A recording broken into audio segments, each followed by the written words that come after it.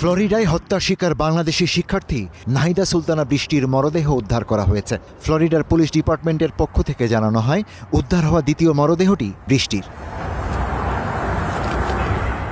বিষয়টি নিশ্চিত করা হলে মরদেহ বাংলাদেশে পাঠানোর উদ্যোগ নিতে পরিবারের পক্ষ থেকে অনুরোধ জানানো হয়।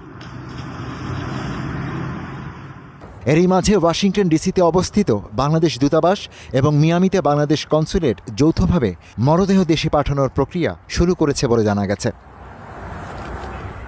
এদিকে আরেক বাংলাদেশি শিক্ষার্থী জামিল আহমেদ লিমনের মরদেহ শনিবার ফ্লোরিডার অরল্যান্ডো আন্তর্জাতিক বিমানবন্দর থেকে বাংলাদেশে পাঠানো হবে। জানা গেছে, মরদেহটি দুবাই হয়ে ঢাকায় পৌঁছাবে সোমবার 4 মে।